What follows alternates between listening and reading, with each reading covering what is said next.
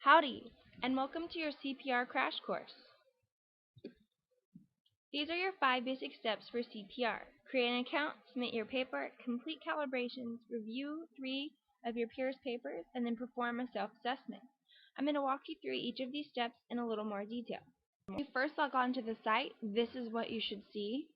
As of last semester, everyone does have to create a new account, even if you've used a system for another class. So click on that little blue link, create new user profile, use your UIN number as your student ID, and it'll get you set up with a username and you'll create a password. Then it'll prompt you to go ahead and do a beginning quiz, and it takes maybe 5 minute tops. So I definitely recommend to go in and just go ahead and set up your account as soon as you can, just to get it out of the way and make sure that you are into the system. The deadline to create your account is March 11th, and like I said, it only takes a few minutes, so just go ahead, get in there, and get it done. So for submitting your paper into the CPR system, you must have it done by Monday, April 15th at 11:59 p.m. This is so important because once this deadline passes, you cannot put your paper into the system. If you don't get your paper in, then you can't complete your peer reviews or your self-assessment, which means you won't be able to finish the CPR process at all, and it's worth 100 points, so it's pretty significant to miss this deadline. Please don't wait till the last minute. Just go ahead and put it in as soon as you get your paper done, because there are technical issues that have come up in the past. So if something like that should have happened to you, you want to be able to get a hold of your UPM, your professor, anybody who can help, and usually that's best to do it before 11 o'clock at night. Now, whenever you submit your paper, you need to go ahead and use a fake name, because this is, we want it to be where it's random and your peers don't know who it is. That way there's no pressure to be hard or soft on the person, because you don't know who it is.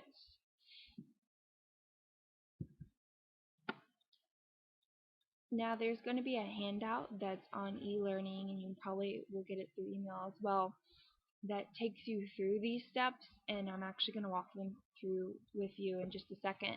But I just want to make the point that you need to preview your text before you submit it. Make sure it looks right. If there's random symbols all over and your text is just completely unreadable, then just find someone to help you or go through and redo the process, because HTML coding is kind of tricky, so sometimes there will be spacing issues and random symbols. As long as it doesn't hinder your reader's view of the paper, don't stress about it, but if it does, then you need to fix it or get a hold of your UPM to help you with that HTML coding. A thing to keep in mind is that sometimes the word count will get off because of the HTML coding, so don't stress too much about the word count. That's not what they're looking at for word count. Just go ahead and put it in. As long as you know the word count's right on your Word document, you should be fine. Same with indenting. Sometimes indenting doesn't quite work just because of the spacing issues. So as long as you can still read it, then it should be okay. As whenever you're grading your peers' papers, don't take off points because they have spacing issues. It's probably because of HTML. So just keep that in mind. I know this looks like a lot, but it just has a whole bunch of information. You will be receiving this in a hard copy. It's the basic steps to go ahead and get logged in and then do your HTML coding. For PC, there's only 5 simple steps. Mac, there's only 4. I know with the Macs, they do tend to have a lot more of the symbols, so if it's easiest, just go on campus and use a PC to go ahead and put it in. Okay, the calibrations. This part is not meant to trick you. A lot of people get stuck on the calibrations because they're overthinking it. It's just 3 sample papers where you assign grades. The purpose of the calibrations is just to show you what an A paper looks like, what a B paper looks like, and what a C paper looks like. It's not to throw you off, but it is a part of your grade. So whenever you get in there and you look at the calibrations, read the paper and think, is it an A, a B, or a C? If it's an A, it's mostly going to be all A's. If it's a B, it's mostly going to be all B's. If it's a C paper, it's mostly going to be all C's. So then once you pass that, you'll get your full points and be able to move on. If you don't pass, you'll only be able to retake it once, and then after 2 times if you fail, then you just don't receive points for the calibration section, which would be a really big bummer because it's not meant to trick you. It's just there to help you see what an A paper does look like, so when you're grading your peers, you will know what an A, a B, and a C paper looks like. This is a screenshot of calibrations, and I kind of want to put this on there to show you. It's mostly C's, it's mostly A's, it's mostly B's if it's an A, B, or C paper. So just don't overthink it, answer the questions, get through the calibrations, and then move on to your text. Your next step is going to be to complete 3 peer reviews. You're going to be assigned 3 random papers, and this is anonymous because of that fake name, so please don't forget that fake name. You're going to assign an A, B, or C for each of the guiding questions, and then a final rating of 1 through 10 at the very end. Just a helpful hint, if you're giving a paper mostly A's, that text rating should be pretty high. You want your text rating to match the A, B, or C that you gave in the guiding questions. So just kind of as some guidelines, typically, if you have all A's for your guiding questions, it's going to be about an 8 or a 10. If you have mostly B's, maybe some A's, maybe some C's, it's going to be that middle range, about a 5 through a 7. And if you have all C's or mostly C's, then it's going to be at the bottom end. It's going to be about a 3 to a 5, somewhere in between there. So just make sure you keep that in mind whenever you're assigning that final grade. At the end, you'll have an open-ended question. You can just justify why you gave the grades that you gave. And if there's any discrepancies at the end, when the peers receive their feedback, then they can go to that open-ended question and kind of see why you gave them the grade that you did. This is just what it looks like. There's the paper, the guiding questions, you assign A, B, or C, and then a text rating at the bottom. Pretty simple. The last step is going to be your self-assessment. This is the final step, and this deadline, April 29th at 11:59, is your final deadline. Everything has to be complete by this deadline, and deadlines are really hard on CPR. You cannot miss a deadline, so please don't wait till the last minute like I've said before.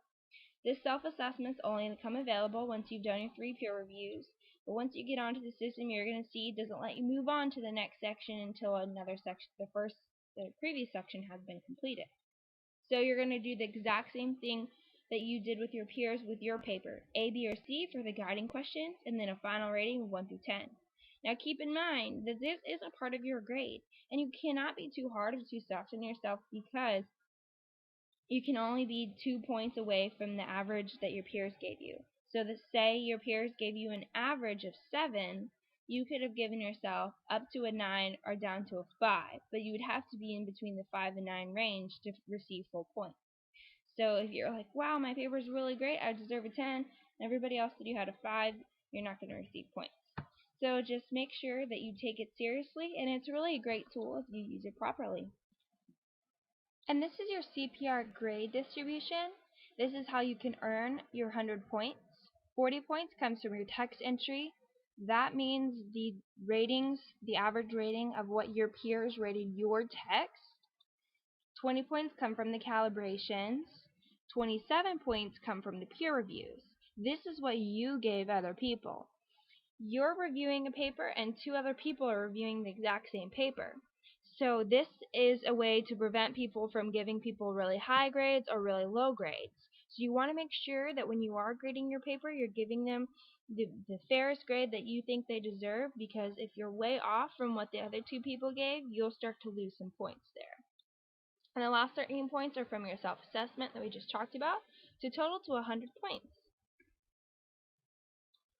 So contact your UPM if you have any sort of problems, HTML, or just questions, anything about the system. Let us know. We'd be more than happy to help. Or come by Harrington Tower 210, and there's UPMs in there pretty much all day, Monday through Friday. Just some basic reminders, watch your deadline. This is not a 5-minute process. It does take a little bit of time, so go ahead, get in there and get it done. Don't wait till the last minute, because you may not be able to receive the help that you need if you're emailing a UPM at 11:30 at night, the night that it's due. And also, please don't forget a fake name. This is such a common thing that people forget all the time. So just put a fake name on, and that's all I have for you guys. So you have a great day.